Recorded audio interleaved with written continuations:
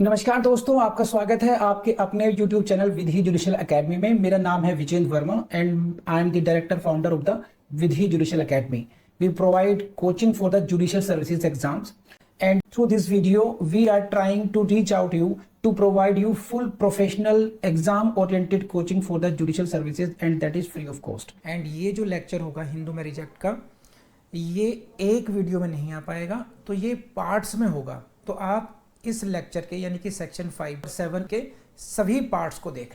So the topic of the day is what the conditions of the valid Hindu marriage and you should read this section. This is section 5।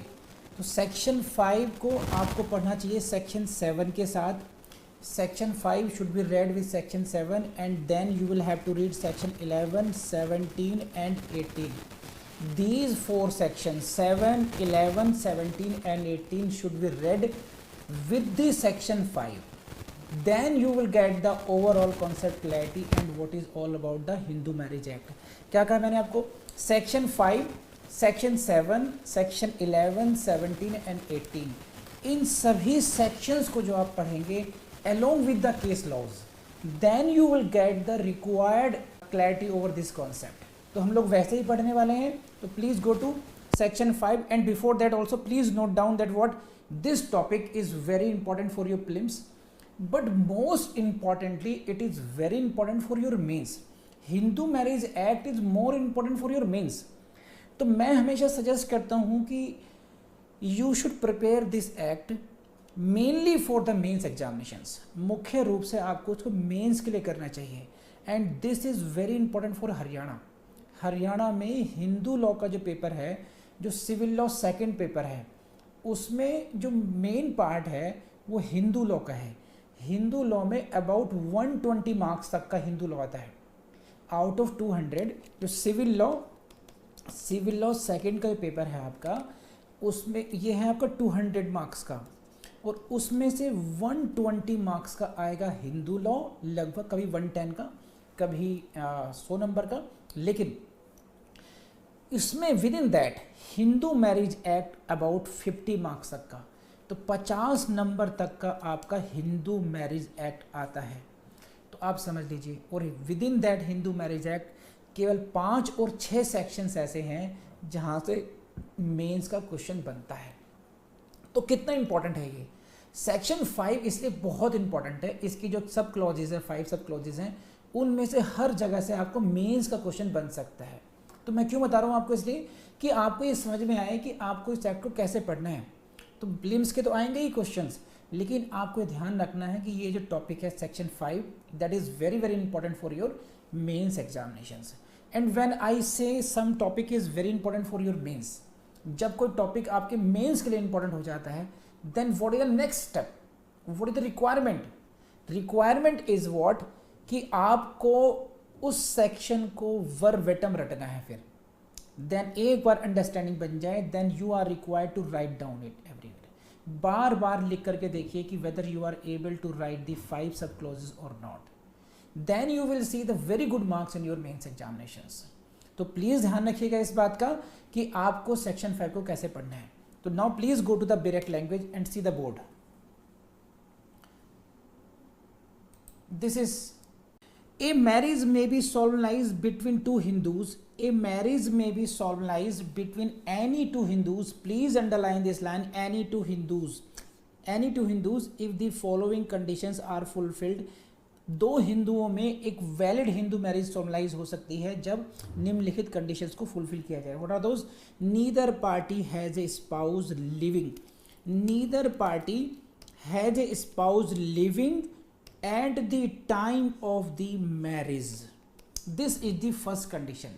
So for a valid Hindu marriage, what is this? अभी तक किसी को समझते हैं इस slide को हम लोग। A marriage may be solemnized between any two Hindus. इसी को समझिए। The very first requirement of this section is that it is talking about the marriage between any two Hindus. दो हिंदुओं की मैरिज के बारे में बात कर रहे हैं। तो इट मीन्स व्हाट? और हिंदू की डेफिनेशन कहां से आएगी? We have seen the definition clause, जो एप्लीकेबिलिटी वाली है। सेक्शन 2 में हम समझ सके who are Hindus. Are you getting this point or not? Who are Hindus, Hindus include this convert, reconvert, Hindu, secularist, जो हम लोग पढ़ चुके हैं डिटेल में सारा, तो वही हिंदू का मीनिंग यहाँ पर आएगा। तो this is the marriage between two Hindus, it means what, this is not a marriage between one Hindu and one other religion, Muslim, Christian, ज्यू, पारसी। जो नॉन हिंदू और हिंदू की मैरिज की बात नहीं करता है। Section 5 talks about the marriage between two Hindus, number 1। तो this is the first requirement, basic requirement, कि both persons, both parties to the marriage should be Hindus, number 1।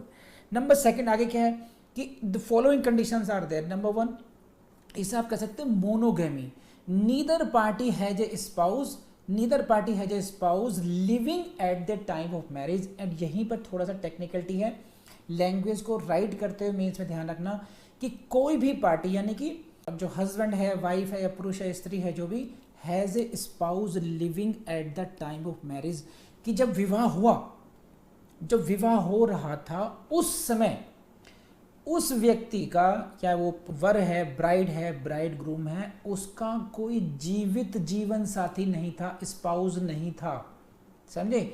It means पहले हो रहा हो अलग चीज है, स्पाउस की कैटेगरी में नहीं होना चाहिए। Has a spouse living means husband और वाइफ नहीं होना चाहिए। इसको आप ऐसे समझ सकते हैं, देखिए ये इसी पे लिखता हूं आपके, देखिए बोर्ड देखिए आप लोग, ये हैं हस्बैंड एंड वाइफ, फाइन। तो requirement of this eight the time of marriage, ये दो व्यक्ति हैं जो पार्टीज टू द मैरिज हैं, इसकी वाइफ नहीं होनी चाहिए और इसका हस्बैंड लिविंग नहीं होना चाहिए, इसका हस्बैंड नहीं होना चाहिए और इसकी वाइफ नहीं होनी चाहिए। इट मीन्स व्हाट, अब ये कैसे होगा, वाइफ का कैसे होगा, यानी कि अगर पहले कभी शादी हुई हो, या तो ये मर चुकी हो, या फिर इसकी को डिवोर्स ले चुका हो उससे वो, ठीक है। दो ही सिचुएशंस ऐसी हो सकती हैं कि उस समय उस व्यक्ति का, उस हस्बैंड का वाइफ ना तो जीवित हो, वाइफ की कैटेगरी में नहीं हो, यानी कि या तो वह डिवोर्स ले चुका हो या उसकी पत्नी मर चुकी हो, जीवित नहीं होनी चाहिए। अब ये हो गई आपकी फर्स्ट रिक्वायरमेंट। अब आ जाइए सेकंड रिक्वायरमेंट पे, एक बार हम लोग डायरेक्ट पढ़ेंगे एंड माइंड इट, फिर हम लोग एक एक क्लॉज को वो डिटेल में पढ़ने वाले हैं। कम टू सेकंड,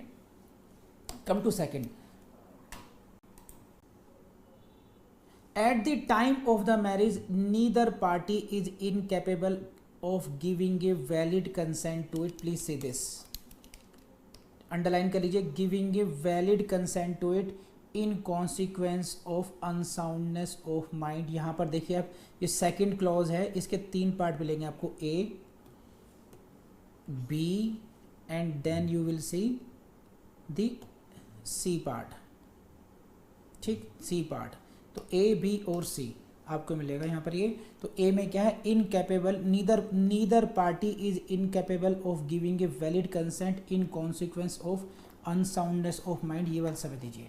और अगेन यहाँ पे जो पहला फ्रेज है आपका eight the time of marriage है, इसको देख लेना, eight the time of marriage यानी कि विवाह के समय, eight the time of marriage कोई भी पार्टी के अंदर समझते हैं ना, हस्बैंड और wife, is incapable of giving a valid consent, की वैलिड कंसेंट में दे, इसका उल्टा कर दीजिए कि अनसाउंडनेस ऑफ माइंड की वजह से, मतलब they must be of sound mind, unsoundness of mind की वजह से उसको वैलिड सहमति देने के लिए असमर्थ ना हो कि यस मुझे लड़का पसंद है या मुझे लड़की पसंद है। जब शादी कर रहे हैं, जब वैलिड शादी हो रही है, आप समझ सकते हैं क्या टाइम है ये, eight the time of marriage, यानी कि विवाह के समय की बात कर रहे हैं हम, जब विवाह हो रहा है, यानी कि जो असेंशियल रिलीजियस राइट्स कर रहे हैं उस समय की बात कर रहे हैं हम, ये कि उस समय ही और she should not B incapable of giving valid consent. बहुत छोटी सी बात है, लेकिन ध्यान रखना, बस कंसेंट कहाँ से करेक्ट कर रहे हैं हम लोग, अनसाउंडनेस ऑफ माइंड की वजह से बात करें, इंटॉक्सिकेशन की बात नहीं कर रहे हैं हम, किसी और रीज़न की बात नहीं कर रहे हैं, it is because of the unsoundness of mind. तो ये दूसरी बात हो गई आपकी है। Next, though capable of giving valid consent, यहाँ पर कैपेबल हैं but he is suffering from mental disorder, mental, इस प्रकार के मेंटल डिसऑर्डर से प्रभावित है, mental disorder of such kind or of to such an extent as to be unfit for the marriage and procreation of children. ये B clause है, यानी कि क्या हुआ इसका मतलब समझ लीजिए, कि वो व्यक्ति वैलिड कंसेंट दे सकता है, उसमें कोई दिक्कत नहीं है। ही understand the importance of that decision, कि मेरी इससे शादी होने वाली, उसकी वैल्यू समझता है वो, तो he can give valid consent, but because he is suffering from some kind of mental disorder. अब यहाँ समझिए, अब ये एक हुआ mental disorder, because of that you are not able to give the valid consent. एक मेंटल डिसऑर्डर कौन सा हुआ, अनसाउंडनेस ऑफ माइंड की कैटेगरी में पहुंच गए आप, और you are not in a position to give the valid consent. आप वैलिड कंसेंट दे ही नहीं सकते हैं। This is second kind of mental disorder which is not covered under section sub clause A में क्या था, वैलिड कंसेंट ही नहीं दे पा रहे हैं। यहां पर क्या, you are suffering from mental disorder, ठीक है, but you can give the valid consent. देखिए इसको समझिए, पहला पॉइंट क्या है, you are in a position of valid consent, giving valid consent, but still you are unfit for the marriage, you are unfit for the marriage, you are unfit for the procreation of the children, बच्चे पैदा करने में समर्थ है आप। तो this is the second requirement, if this is the position, your marriage is not be valid. Come on, बात समझ में आ रही नहीं आ रही, प्लीज लेट मी नो इतना। एंड थर्ड, बहुत आसान सी चीज़ें हैं, बस समझ जानना है आपको एक बार को, ज़्यादा मुश्किल चीज़ें है भी नहीं है। Has been subject to recurrent attacks of insanity, इसको हिंदी में बोलते हैं, उसको बार बार रिकरेंट अटैक ऑफ इंसैनिटी को हिंदी में पढ़ देता हूँ एक बार आपके लिए मैं। उन्मत्तता का दौरा बार बार पड़ जाता है, ठीक, तो this is the second.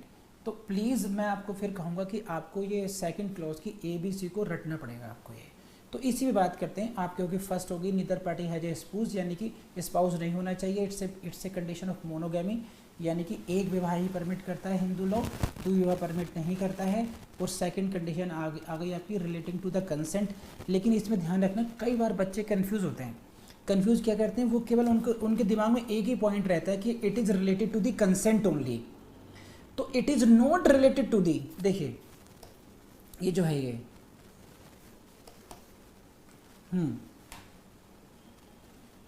Board देखिए,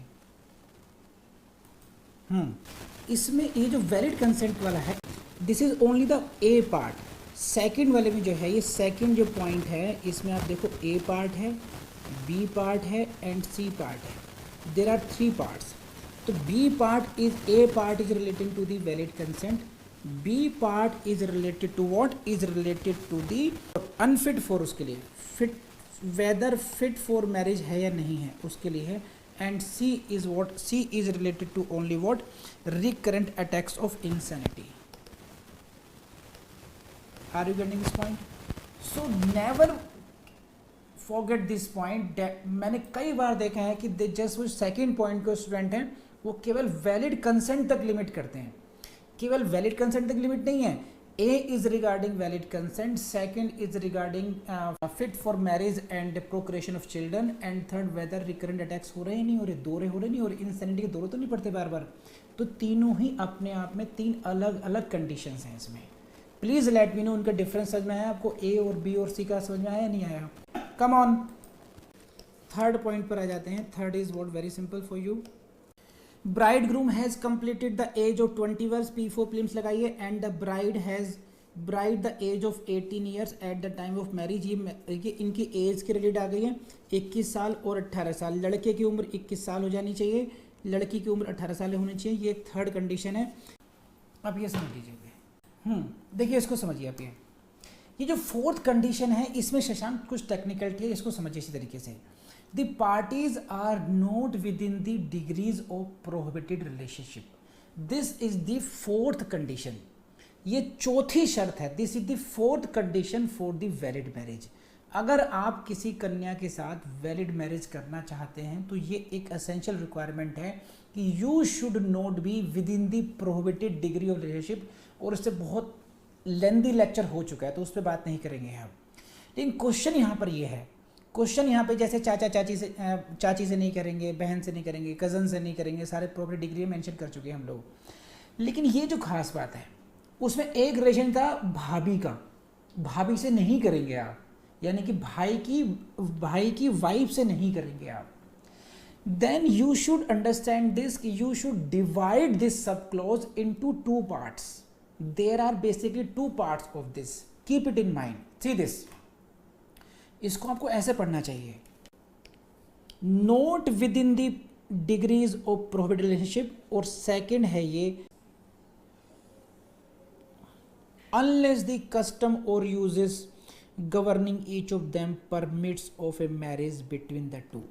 तो यहाँ पर जो आपको जो लॉ, जो फाइनल लॉ सामने आएगा, इट इज नॉट कि the party should not be within the prohibited degrees, ये तो है ही है, but there is a possibility, there is a possibility you can marry within the prohibited degrees as well if some custom or usages permits to you for that marriage. अगर आपके कुनबे का, आपके परिवार का, आपकी कम्युनिटी का कोई ऐसा कस्टम है जो कि कस्टम की डेफिनेशन में आ सकता है, बाइंडिंग कस्टम है, and that custom permit such kind of, तो फ्लेक्सिबिलिटी है। It is not as if की प्रोहिबिटेड डिग्री में आ गया तो वो शादी हो ही नहीं सकती। Yes, even in that case, even if you are in a prohibited degree, you can marry provided there is some custom or uses which permit such kind of marriages. तो प्लीज़ लेट मी नो, ये जो two parts है इनको, इनका जो coherence है, इनकी जो वो सिंथेसिस है, वो आपको समझ में आई ही नहीं आई? कम ऑन, हरी अप, इसी के लाइन पर नेक्स्ट है फिर ये 5। एंड कस्टम एंड यूजेस के लिए you will have to go to section 3 clause A, जो हम लोग डिस्कस कर चुके हैं, सेक्शन 3 एंड ए।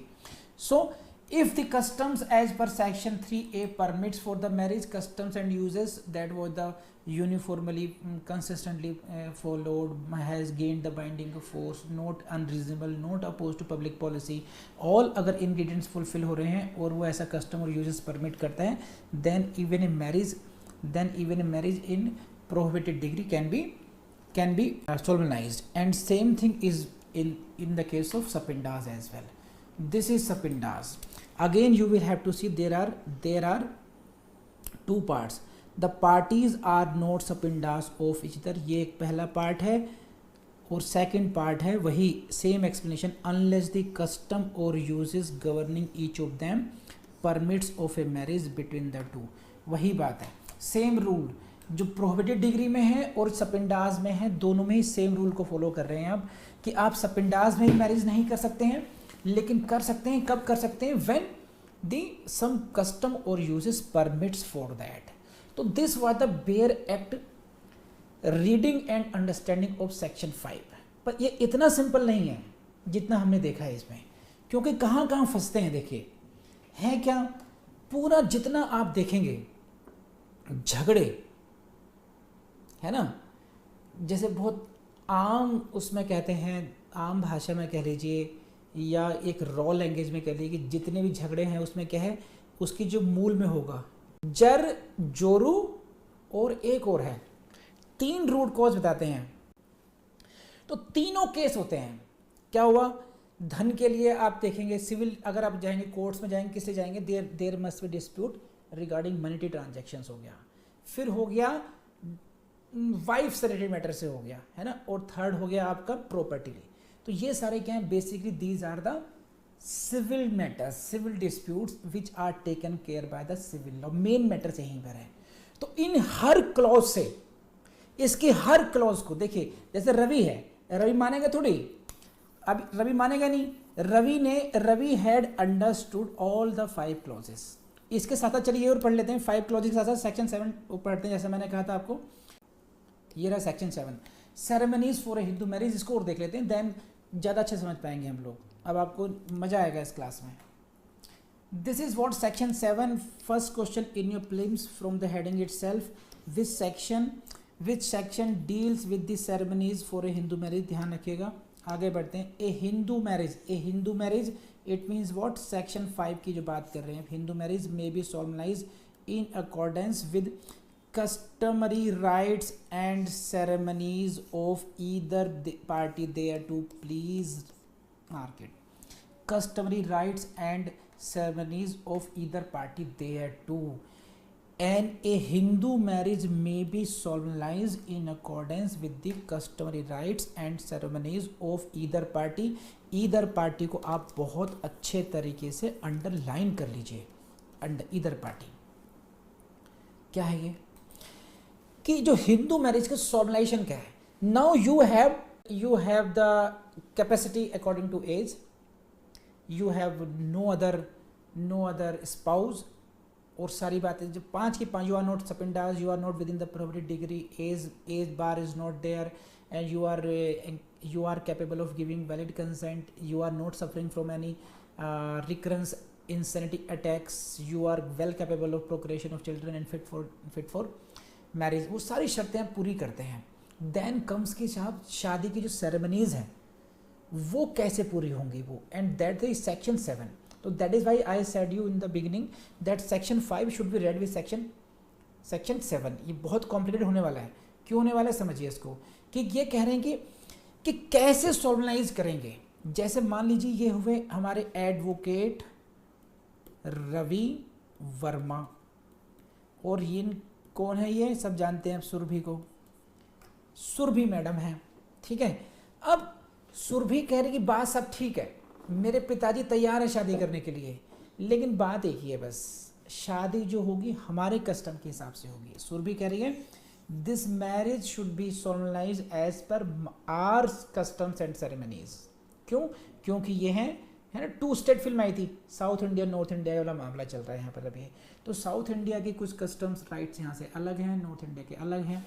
तो सेक्शन 7 कहता है कि कहाँ पर जाके समझौता हो सकता है. What is the demand of law, कानून की डिमांड क्या है. करें किसी भी एक पार्टी की, ईदर पार्टी, किसी भी एक पार्टी की कस्टम्स को सेरेमनीज के आप कर लीजिए, that will be the valid fulfilment of the demand of section 5. It is not कि as if it should be solemnized as per the both parties. Are you getting this point? Either का मतलब समझ में आपको आया नहीं आया कि what do you mean by the either. Either से क्या मतलब है आप लोगों का. Now come to say next, यहां पर क्या है नेक्स्ट क्लॉज समझिए. Where such rites and ceremonies include saptapadi, that is taking 7 steps by the bridegroom with the bride, the marriage becomes complete and binding when 7th step is taken. सही है क्या? देखिए, of course before the sacred fire, where such rites and ceremonies include saptapadi. जब सप्तपदी यानी कि 7 फेरे वाले, हम लोग को 7 फेरे बोल दिया, लेकिन basically it is saptapadi means 7 steps. ये फनी हुआ था मेरे उसमें, जब मैं इस दौर से गुजर रहा था तो पंडित ने कहा कि ना 7 steps लो. तो मैंने पहली बार 7 फेरे सुने थे, है ना, 7 फेरे का ही सुना था कि व्हाट इज दिस, 7 फेरे में कंप्लीट हो जाएगा. तो फिर किसी ने कहा 7 फेरे भी कराओ, 7 पति भी, सप्तपदी भी और 7 फेरे भी. तब मुझे वहाँ से मेरे माइंड में क्लिक है, अच्छा सप्तपदी का मतलब ये है. इससे पहले हम आम भाषा में जब फिल्मों में जितना देखते हैं 7 फेरे देखते हैं. तो इस क्लॉज का मतलब सिर्फ इतना सा है कि जब सप्तपदी की अगर कोई कस्टम हो, राइट्स हो, तो वहाँ पर आपकी मैरिज कब कंप्लीट मानी जाएगी, when the 7th step is taken. जब 7वां आप कदम पूरा कर लेंगे तब जा कर के वो आपकी शादी यहाँ पर बाइंडिंग बनी जाएगी. जब आप जो सेकंड जो पवित्र जो आपकी अग्नि है उसके 7 फेरे ले लीजिए, 7वां कदम ले लीजिए, बदल दीजिए. अब देखिए ये हो गया आपका सेक्शन 5 एंड सेक्शन 7. सेक्शन 5 ने आपको बताई 5 कंडीशंस एंड सेक्शन 7 ने कहा कि देखो कोई ज़्यादा परेशान होने की ज़रूरत नहीं है, मियाँ बीवी पता अपना आपस में कोऑर्डिनेशन कर लीजिए, किसी एक के भी राइट्स एंड सेरेमनीज के हिसाब से अपना विवाह कर सकते हैं. ठीक है, और उसमें अगर आप सप्तपदी को फॉलो करेंगे तो आपकी मैरिज कंप्लीट तब हो जाएगी जब आप 7th स्टेप लेते हैं. ये हुई requirement of the valid marriage as per the Hindu law. अब क्या है, एक हमारे जो करेक्टर हैं वो है मनमोजी. क्या है? मनमोजी. 1st, 2nd, 3rd, 4th, 5th ये क्लॉजेज हैं. Now you will have to see कि अगर किसी भी कंडीशन का वॉयलेशन हो गया तब क्या होगा. जैसे फर्स्ट की हम बात करते हैं, दिस इज फर्स्ट की रिक्वायरमेंट क्या थी? फर्स्ट की रिक्वायरमेंट क्या है? Neither party has a spouse eight the time of marriage, यानी कि दे शुड प्रैक्टिस मोनोगेमी. अब अगर इसका वॉयलेशन होता है neither party has the spouse eight the time of marriage, किसी भी का कोई ना पति होना चाहिए ना पत्नी होनी चाहिए। अगर इस क्लॉज का वॉयलेशन होता है then what will be the consequence, your marriage would be void as per section 11। Section 11 हम पढ़ेंगे तो उसमें लिखा मिलेगा कि अगर आप इस क्लॉज को वॉयलेट करते हैं then your marriage will be void, यानी कि वॉइड एब इनिशियो, यानी कि शून्य हो जाएगी। एक बात ये हुई। दूसरी बात यह हुई आपको सेक्शन 17 पढ़ना पड़ेगा।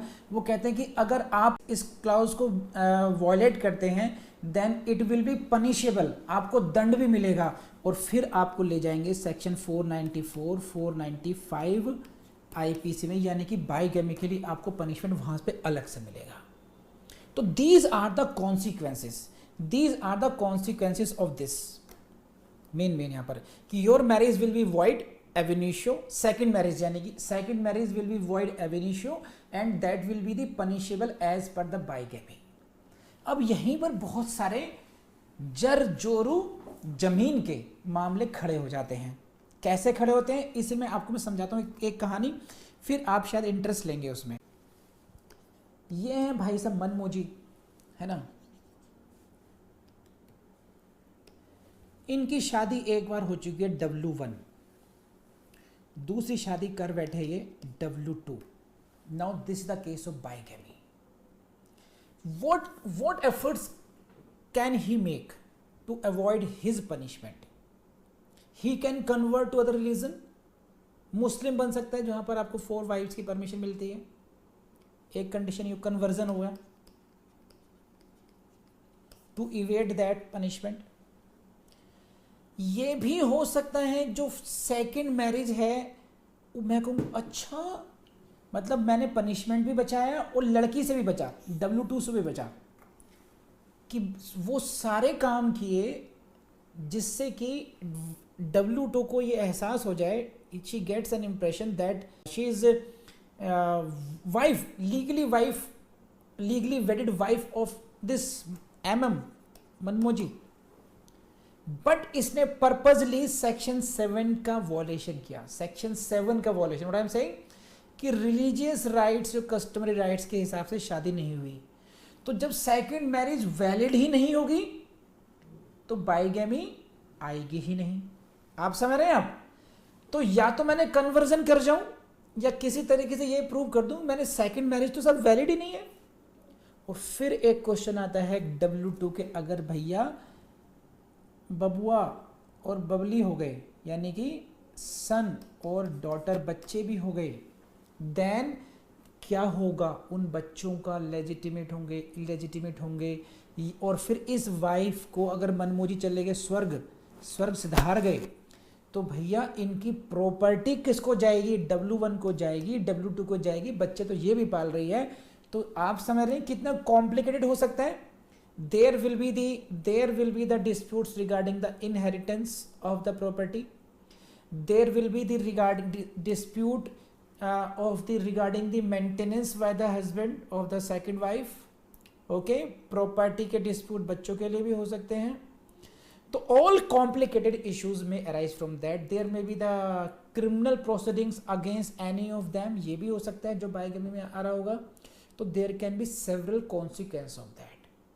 That is why we need to understand the importance of the clause 1 and its violation consequences, और फिर उसमें केस लॉज क्या कहते हैं, क्योंकि वहाँ से जैसे मैंने कहा कि ये बहुत इंपॉर्टेंट एरिया है, यहाँ से आपके क्वेश्चंस बनते हैं। लिली थॉमस का केस हुआ, शारदा केस हुआ, कई इंपॉर्टेंट केसेस हैं यहाँ पर। तो प्लीज़ लेट मी नो जो मैंने आपको समझाया कि हमें इसे डिटेल में क्यों पढ़ना चाहिए, किस किस तरीके के डिस्प्यूट्स सामने आ सकते हैं, and we will have to find out the solution of all those disputes. Please let me know everyone. Hurry up. We have been reading this what? Section 5 था, conditions of valid Hindu marriage था। Again I say this is the question for prelims, ध्यान रखना। Section 5 which sections provide for the conditions of the valid Hindu marriage? This is section 5 and इससे पहले एक ये fact है, इसको ध्यान कर लीजिए, लोग लीजिए P4 prelims। Hindu Marriage Act 1955 originally provided for 6 conditions. Originally provided for 6 conditions for the valid marriage, but the Child Marriage Restraint Act child marriage restraint act 1978 omitted the 6 condition relating to the guardianship in the marriage. इतनी बात ध्यान कर लीजिएगा, पहले 6 थी conditions, अब 5 रह गई बस। और कंडीशन क्या है, ये कंडीशन है neither the party has a spouse living at the time of the marriage. I have explained it. इसका कॉन्सिक्वेंस आपको जाके मिलता है सेक्शन 11 में। Therefore we will read now section 11। दोस्तों, एक एजुकेशन एक ऐसी चीज़ है, ज्ञान एक ऐसी चीज़ है जो जितना पढ़ाओगे, जितना शेयर करोगे उतना बढ़ेगा। तो आपकी शेयरिंग में भी आपको दुआएं मिलेंगी। हो सकता है किसी स्टूडेंट का आपके थ्रू भला हो जाए। हमारा चैनल, हमारी वीडियोस हो सकता है आपके माध्यम से, और हो सकता है वो इंसान जज बन जाए, तो कहीं ना कहीं आपका कंट्रीब्यूशन उसमें भी हो जाएगा। इसलिए कम से कम एक बात पर कंजूसी मत कीजिएगा। अगर आपको वीडियो पसंद आया हो तो प्लीज़ लाइक कीजिए इसको, और इसको एक अच्छा सा कमेंट भी लिखिए, शेयर भी कीजिए इसको। और अभी तक अगर आपने सब्सक्राइब नहीं किया हो हमारे चैनल तो प्लीज़ सब्सक्राइब कीजिए और बेल बटन को जरूर दबा दें ताकि आपको नोटिफिकेशंस मिलते रहें। Thank you very much.